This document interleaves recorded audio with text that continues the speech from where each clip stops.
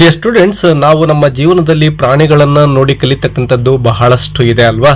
So ಇಂತಹ ಒಂದು ಥೀಮನ್ನು ಇಟ್ಕೊಂಡು ವಾಲ್ಟ್ ವಿಟ್ಮನ್ ಅವರು ಒಂದು ಪೋಯಮ್ ಅನ್ನು ಬರೆದಿದ್ದಾರೆ, ಎನಿಮಲ್ಸ್ ಅಂತೇಳಿ. ಪ್ರಾಣಿಗಳಿಂದ ನಾವೆಲ್ಲ ಗುಣಗಳನ್ನು ಅಂದರೆ ಏನೆಲ್ಲ ಗುಣಗಳನ್ನು ಅಳವಡಿಸ್ಕೊಳ್ಬಹುದು ನಮ್ಮ ಲೈಫಲ್ಲಿ ಮತ್ತು ಅವುಗಳ ಇನ್ನೋಸೆನ್ಸ್ ಯಾವ ರೀತಿ ಇದೆ, ಅನೇಕ ವಿಷಯಗಳನ್ನು ಅವರು ಡಿಸ್ಕಷನ್ ಮಾಡ್ತಾ ಹೋಗ್ತಾರೆ.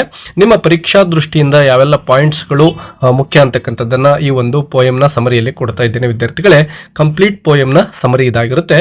ಯಾವುದೇ ಕ್ವಶನ್ ಬಂದರೂ ಕೂಡ ನೀವು ಈ ಒಂದು ಸಮರಿಯ ಮೂಲಕ ಎಕ್ಸಾಮಲ್ಲಿ ಆನ್ಸರನ್ನು ನೀವು ಬರೀಬಹುದು ವಿದ್ಯಾರ್ಥಿಗಳೇ.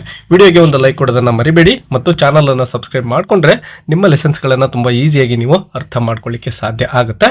ಮತ್ತು ನೀವು ರಿಕ್ವೆಸ್ಟ್ ಮಾಡ್ಕೊಳ್ತಕ್ಕಂತಹ ಎಲ್ಲ ಲೆಸನ್ಸ್ಗಳನ್ನು ಇಲ್ಲಿ ಅಪ್ಲೋಡ್ ಮಾಡ್ತಕ್ಕಂಥ ಒಂದು ಪ್ರಯತ್ನವನ್ನು ಮಾಡಲಾಗುತ್ತೆ ವಿದ್ಯಾರ್ಥಿಗಳೇ. ಬನ್ನಿ ಫಸ್ಟ್ ಪಾಯಿಂಟನ್ನು ನೋಡ್ತಾ ಹೋಗೋಣ.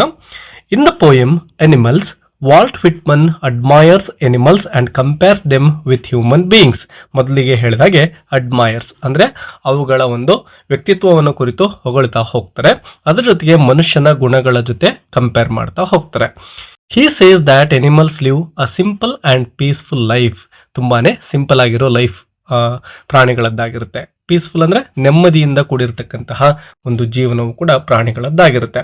While humans are often restless, proud and unhappy. ನಮ್ಮ ಅಂದರೆ ಮನುಷ್ಯರ ಜೀವನ ಅಂತಕ್ಕಂಥದ್ದು ಯಾವಾಗಲೂ ಕೂಡ ರೆಸ್ಟ್ಲೆಸ್ ಅಂದರೆ ವಿರಾಮನೇ ಇಲ್ಲ, ವಿಶ್ರಾಂತಿ ಅಂತಕ್ಕಂಥದ್ದೇ ಇಲ್ಲ. ಸೊ ಇಂತಹ ಜೀವನ ನಮ್ಮದಾಗಿದೆ ಮತ್ತು this is very proud and unhappy, ಅಸಂತೋಷದಿಂದ ಕೂಡಿದೆ ಅಂತೇಳಿ ಪೋಯೆಟ್ ಹೇಳ್ತಾರೆ. The poet feels that animals are calm, balanced and content with what they have. So ಈ ಪ್ರಾಣಿಗಳು ತಮ್ಮ ಬಳಿ ಏನಿದೆನೋ ಅದರಿಂದಾನೇ ತೃಪ್ತಿದಾಯಕವಾಗಿರ್ತಕ್ಕಂತಹ ಒಂದು ಜೀವನವನ್ನು ಮಾಡ್ತವೆ. ದೇರ್ ಲೈಫ್ ಈಸ್ ಕಂಟೆಂಟ್ ಅಂದರೆ ತೃಪ್ತಿ ಅಂತೇಳಿ ಅರ್ಥ ಮಾಡ್ಕೊಳ್ಳಿ. ದೇ ಡು ನಾಟ್ ಕಂಪ್ಲೇನ್, ಯಾವುದಕ್ಕೂ ಕೂಡ ಅವು ಕಂಪ್ಲೇನ್ ಮಾಡೋದಿಲ್ಲ. ನಾವು ಮನುಷ್ಯರು ಅದು ಇಲ್ಲ ಇದು ಇಲ್ಲ ಅಂತೇಳಿ ಹೇಳ್ತಾ ಇರ್ತೇವೆ, ಬಟ್ ಪ್ರಾಣಿಗಳು ಹಾಗಲ್ಲ. And they do not worry about the past, ಅಂದರೆ ಹಿಂದೆ ನಡೆದಂತಹ ಘಟನೆಗಳ ಬಗ್ಗೆ ಅವುಗಳಿಗೆ ಚಿಂತೆ ಇಲ್ಲ, ಮತ್ತು ಫ್ಯೂಚರ್ ಬಗ್ಗೆ ಕೂಡ ಅವಕ್ಕೆ ಚಿಂತೆ ಇಲ್ಲ. Because of this the poet feels closer to animals than to people.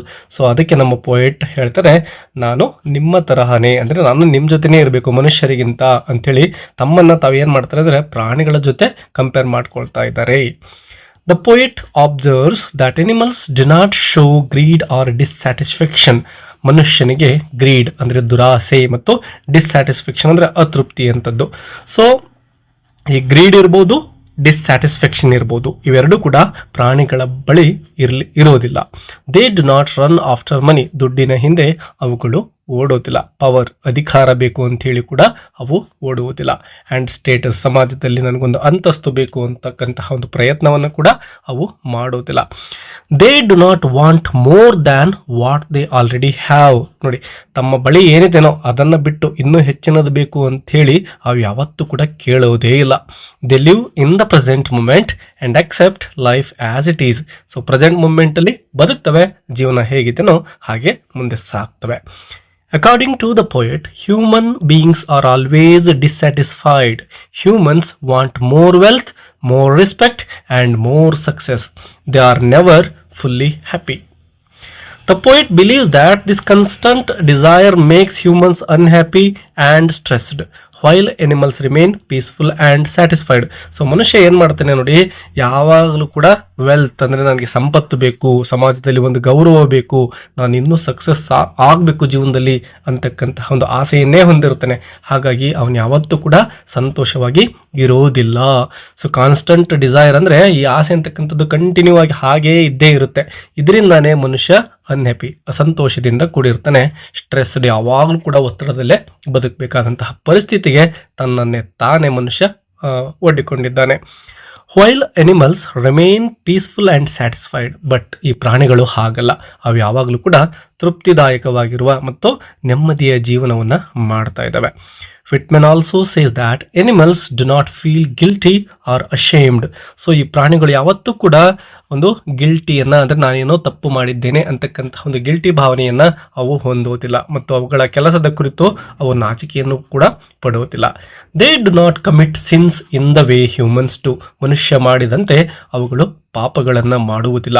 And they do not feel the need to pray or ask for forgiveness. ಮನುಷ್ಯ ಏನು ಮಾಡ್ತಾನೆ, ಏನನ್ನೋ ಮಾಡಲಿಕ್ಕೆ ಹೋಗಿ ಏನೋ ಒಂದು ತಪ್ಪು ಮಾಡ್ತಾನೆ ಮತ್ತು ತನ್ನಿಂದ ತಪ್ಪಾಗಿದೆ ಅಂತೇಳಿ ದೇವರ ಬಳಿ ಕ್ಷಮೆಯನ್ನು ಕೇಳ್ತಾನೆ, ಪ್ರಾರ್ಥನೆಯನ್ನು ಮಾಡ್ಕೊಳ್ತಾನೆ ಕ್ಷಮಿಸುವಂತೆ.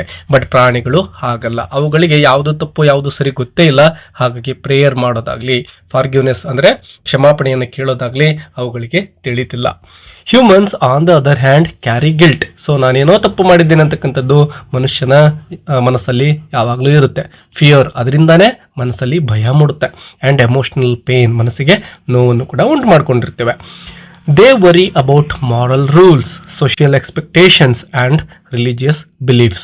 ಸೊ ನಾವೆಲ್ಲ ಸಮಾಜ ಒಡ್ಡಿರ್ತಕ್ಕಂತಹ ಕಟ್ಟುಪಾಡುಗಳನ್ನು ಒಪ್ಪಿಕೊಂಡು ಜೀವನವನ್ನು ಮಾಡಬೇಕಾಗುತ್ತೆ. ಸಮಾಜ ನಮ್ಮಿಂದ ಏನನ್ನು ನಿರೀಕ್ಷೆ ಮಾಡುತ್ತೋ ಮತ್ತು ನಮ್ಮ ಧರ್ಮ ಸಂಸ್ಕೃತಿ ಆಚಾರ ವಿಚಾರಗಳೇನಿರ್ತವೋ ಅವುಗಳನ್ನು ನಾವು ಸರಿಯಾಗಿ ಆಚರಣೆ ಮಾಡಬೇಕಾಗುತ್ತೆ. ಎಲ್ಲಿ ಸಮಾಜ ನಮ್ಮನ್ನು ತಪ್ಪು ತಿಳಿದುಕೊಳ್ತೋ ಅಂತಕ್ಕಂತಹ ಒಂದು ಭಯ ಇರುತ್ತೆ, ಎಲ್ಲಿ ತಪ್ಪು ಮಾಡ್ತೀವೋ ಅಂತಕ್ಕಂತಹ ಒಂದು ಪಾಪದ ಒಂದು ವಿಚಾರದಲ್ಲಿ ನಾವಿರ್ತೇವೆ. The poet feels that animals are free from these emotional burdens. So ಈ ರೀತಿಯಾಗಿರ್ತಕ್ಕಂತಹ ಒಂದು ಭಾವನಾತ್ಮಕ ಬರ್ಡನ್ಸ್ಗಳು ಪ್ರಾಣಿಗಳಲ್ಲಿ ಇಲ್ಲ. ದೇರ್ ಮೈಂಡ್ಸ್ ಆರ್ ಕ್ಲಿಯರ್, ಅವುಗಳ ಮೈಂಡ್ ಏನಿದೆ ಕ್ಲಿಯರ್ ಇದೆ. And their hearts are pure, ಅವುಗಳ ಹೃದಯವು ಕೂಡ ತುಂಬಾನೇ ಪರಿಶುದ್ಧತೆಯಿಂದ ಕೂಡಿದೆ. Another important idea in the poem is that animals do not fight over religion, politics and social class.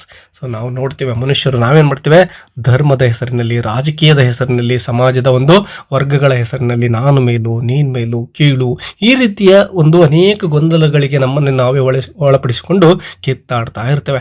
But ಪ್ರಾಣಿಗಳು ಹಾಗಲ್ಲ. They do not divide themselves, ತಮ್ಮನ್ನು ತಾವು ಯಾವುದೇ ಒಂದು ಧರ್ಮ ಜಾತಿ ಮತ ಪಂಥ ಡಿವೈಡ್ ಮಾಡಿಕೊಳ್ಳೋದಿಲ್ಲ ಇವುಗಳ ಆಧಾರದ ಮೇಲೆ. Based on caste, wealth or power, all animals are equal. They live together peacefully in nature. ಎಲ್ಲ ಪ್ರಾಣಿಗಳು ಒಟ್ಟಾಗಿ ಈ ಒಂದು ಪ್ರಕೃತಿಯಲ್ಲಿ ಜೀವನವನ್ನು ಮಾಡ್ತಾ ಇದ್ದಾವೆ.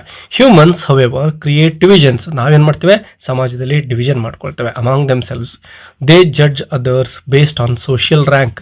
ಸಮಾಜದಲ್ಲಿ ಇವನು ಶ್ರೀಮಂತ ಇದ್ದಾನೋ ಬಡವ ಇದ್ದಾನೋ ಅದನ್ನು ನೋಡ್ತೇವೆ. ಮನಿ, ಹತ್ರ ಎಷ್ಟು ದುಡ್ಡಿದೆ ನೋಡ್ತೇವೆ. ಎಜುಕೇಷನ್, ಏನು ಶಿಕ್ಷಣ ಪಡ್ಕೊಂಡಿದ್ದಾನೆ ಅದ್ರ ಮೇಲೆ ನೋಡ್ತೇವೆ.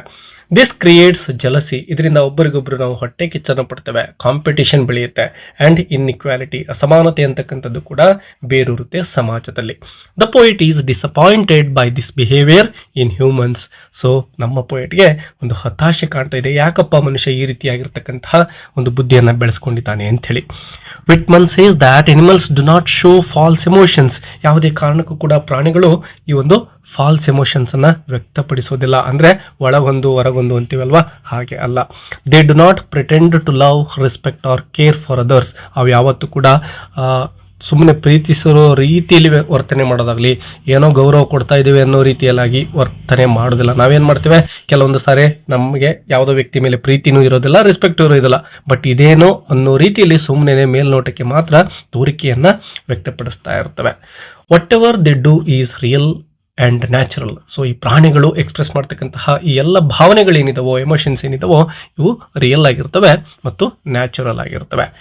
Humans often show fake smiles. ಮನುಷ್ಯರು ಕೇವಲ ನಗುಮುಖವನ್ನು ವ್ಯಕ್ತಪಡಿಸ್ಬೋದು, ನಿಜವಾಗ್ಲೂ ಆ ಮುಖದಲ್ಲಿ ನಗು ಇರುತ್ತೆ, ಮನಸ್ಸಿನಲ್ಲಿ ಆ ನಗು ಇರದೇ ಇರ್ಬೋದು.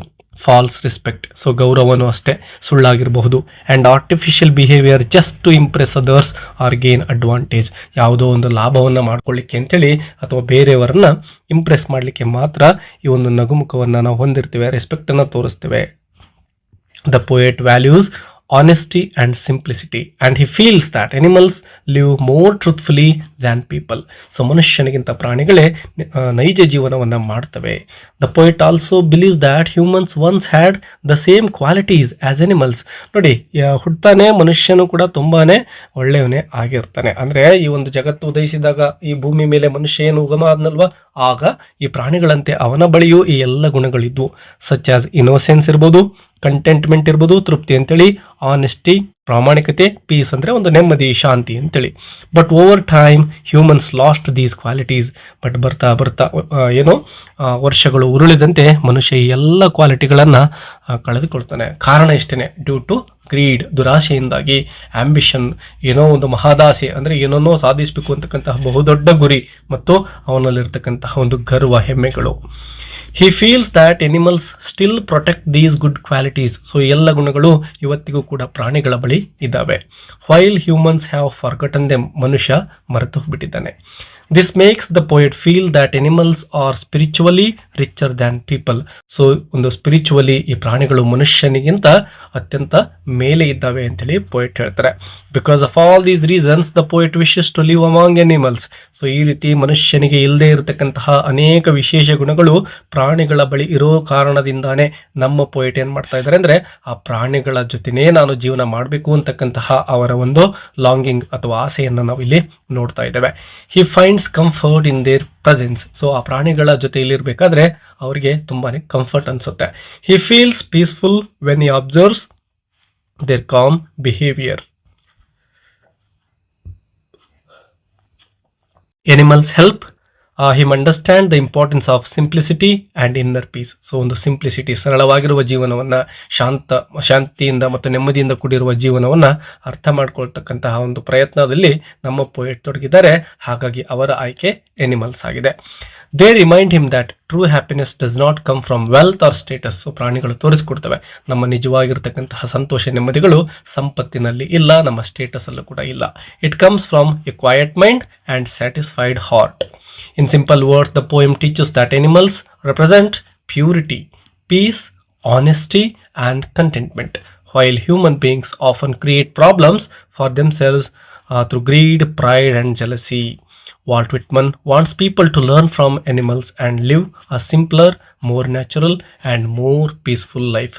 ಸೊ ಈ ಗುಣಗಳನ್ನು ಅಂದರೆ ಸರಳ ಜೀವನ ಇರ್ಬೋದು ಮತ್ತು ನಮ್ಮ ಒಂದು ಪ್ರಾಕೃತಿಕ ಅಂದರೆ ನಾವು ಹುಡ್ತಾನೆ ಬಂದಿರತಕ್ಕಂತಹ ಗುಣಗಳೇನಿದಾವೋ ಅವುಗಳ ಮೂಲಕ ಒಂದು ನೆಮ್ಮದಿಯ ಜೀವನವನ್ನು ನಾವು ಕಟ್ಟಿಕೊಳ್ತಕ್ಕಂಥದ್ದನ್ನು ಪ್ರಾಣಿಗಳನ್ನು ನೋಡಿ ಕಲಿಬೇಕು ಅಂತೇಳಿ ಒಂದು ಮೆಸೇಜನ್ನು ಪೋಯೆಟ್ ಕೊಡ್ತಾ ಇದ್ದಾರೆ. ವಿದ್ಯಾರ್ಥಿಗಳೇ, ವಿಡಿಯೋ ವಿದ್ಯಾರ್ಥಿಗಳೇ, ನಿಮಗೆ ಇಂಟ್ರೆಸ್ಟಿಂಗ್ ಅನಿಸಿದರೆ ಒಂದು ಇಂಟ್ರೆಸ್ಟಿಂಗ್ ಅಂತಕ್ಕಂತಹ ಒಂದು ಕಮೆಂಟನ್ನು ಮಾಡ್ಬೋದು ಮತ್ತು ಇನ್ಸ್ಪೈರಿಂಗ್ ಅನಿಸಿದರೆ ಇನ್ಸ್ಪೈರಿಂಗ್ ಅಂತಲೂ ಕೂಡ ಕಮೆಂಟ್ ಮಾಡ್ಬೋದು. ಬೇರೆ ಯಾವುದಾದ್ರೂ ಲೆಸನ್ನ ಸಿಂಪಲ್ ಸಮರಿ ನಿಮಗೆ ಬೇಕು ಅಂದರೆ ಅದನ್ನು ಕಮೆಂಟ್ ಮೂಲಕ ತಿಳಿಸಿ.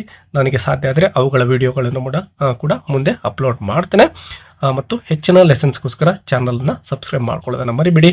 ಎಲ್ರಿಗೂ ಒಳ್ಳೆಯದಾಗಲಿ, ಎಕ್ಸಾಮಲ್ಲಿ ಒಳ್ಳೆ ಅಂಕಗಳು ಸಿಗಲಿ ಅಂತ ಹೇಳ್ತಾ ವಿಡಿಯೋ ಮುಗಿಸೋಣ. Take care.